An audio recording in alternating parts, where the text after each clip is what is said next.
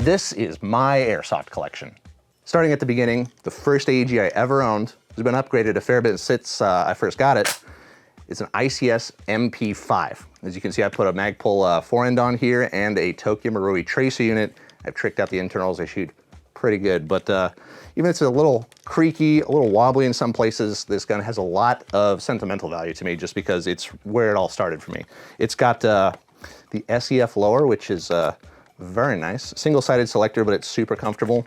And I painted a red stripe on all of my magazines because I was kind of prone to dropping them on the field, and getting them mixed up with other people's mags was always a hassle. So I did that, and yeah, one of my favorite guns of all time.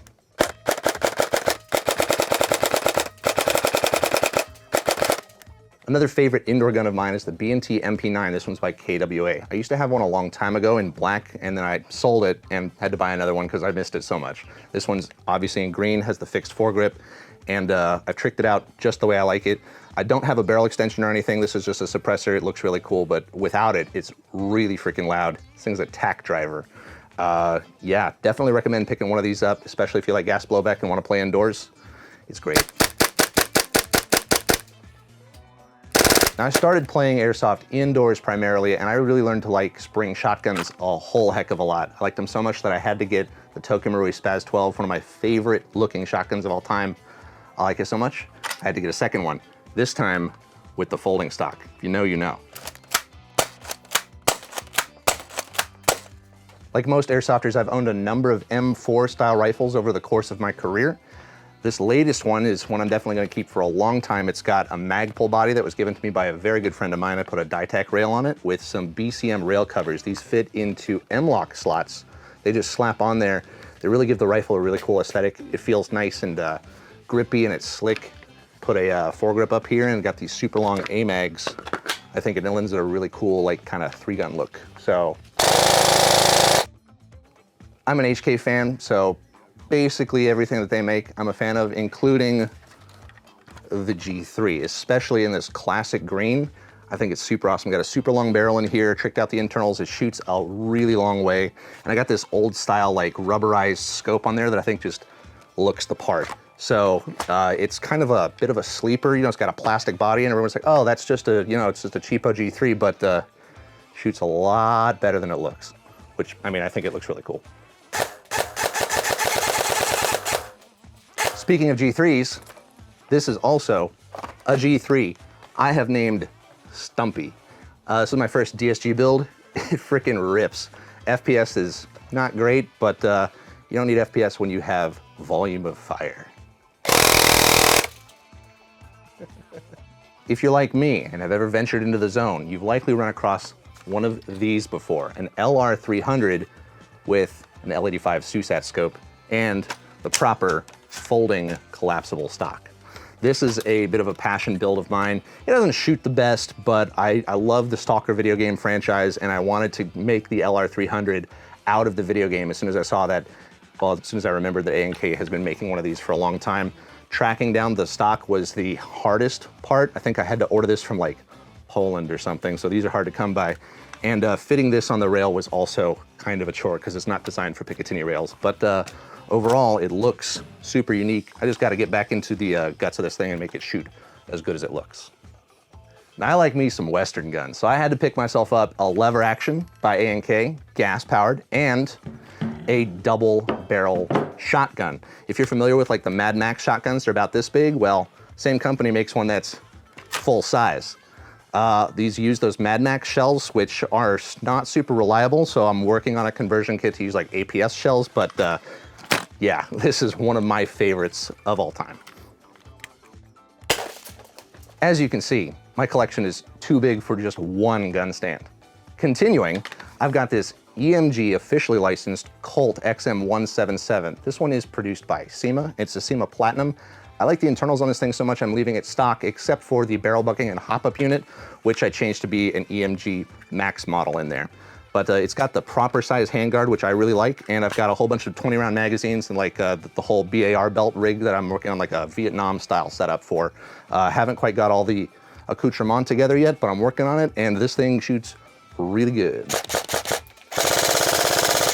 No airsoft collection worth its salt is complete without an AK variant rifle. This one is a SEMA standard that I've tricked out with a tube style handguard and an Ace-Tech BT or Bluetooth tracer unit. Got a folding stock on there. It does this. It's a little weird, but it's what was in stock at the time. I think I might change that out of it eventually, but I did put a Gate Aster V3 MOSFET in here. This thing rips. As you can see, I took it out to the latest DFE event and I loved it. So gonna have to run this one more often. Last, but definitely not least, one of my favorite rifles in my collection. It's an SMG, it's an MP5. It's the MP5 SD. Of course, it's got the SEF lower, which is the only way to run an MP5 in my humble opinion. It's got that cool looking can out there, and I've actually put a tracer unit in here, so those BBs ripping out of there looks really cool. I do have a Gate Titan in here. It rips at about 25 rounds a second and right about 350 feet per second. It's like perfect for indoors. I love this thing. That's it for my rifles. Let's check out some of my pistols. To go along with my Western loadout, I of course have to have a pistol belt. This one's a dual rig. As you can see, these are the Elite Force smoke wagons, and I put it on a belt with a whole bunch of pistol cartridge loops.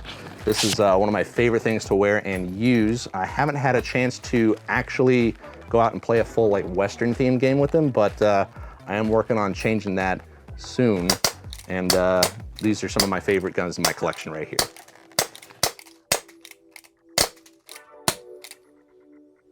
Another favorite pistol of mine has to be the Mark 25 SIG. Now this is essentially a SIG 226 with a couple of changes that the Navy SEALs wanted, so SIG did that for them and they made the Mark 25, like the rail down here and different coating, stuff like that. So this replicates that really well, and I went the extra step and got a custom-made metal sticker to go right here on the frame with like a QR code, looks like an armory sticker. It just makes it look really authentic. And then I of course had to put some custom Hogue grips on there, which these are real grips. They fit right on the pistol, shoots really good, looks really cool. No collection is truly complete without an Airsoft GLOCK. This is an older KJW GLOCK. Notice it doesn't have any of the official trademarks like the Elite Force ones do these days. If you're looking for an Airsoft GLOCK, definitely go for the Elite Force ones. This one fit the bill for me at the time, and it's just a trusty, reliable piece that I let friends use games sometimes, and it just kind of hangs out in my collection just because it's a GLOCK and I needed one. One of the more unique pieces in my collections is this, a Korth semi-automatic pistol. Korth in the real steel world is known for very, very high-end pistols, mostly revolvers. They also make semi-automatics. This one is a replica by ICS, and dude, it's a 1911 lower with a GLOCK upper. It looks super different and unique. I put a Crazy Jet barrel in here, and the action is so smooth. It's like nothing I've ever shot before. So really cool, unique pistol. I had to have it.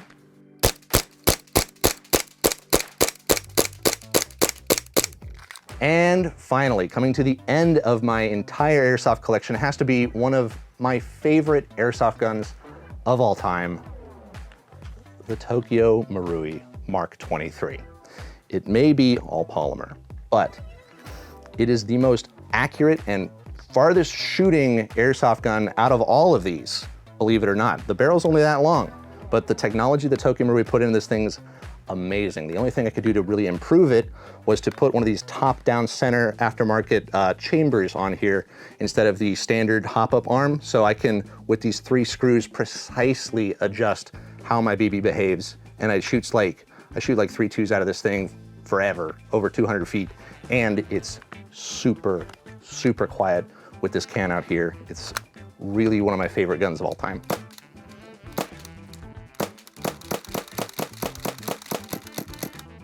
Thanks for letting me share my collection with you. If you had a favorite out of all the ones that I own, I'd love to know what it is in the comments, or maybe you have a suggestion for what I should pick up next. Either way, I'll see you next time.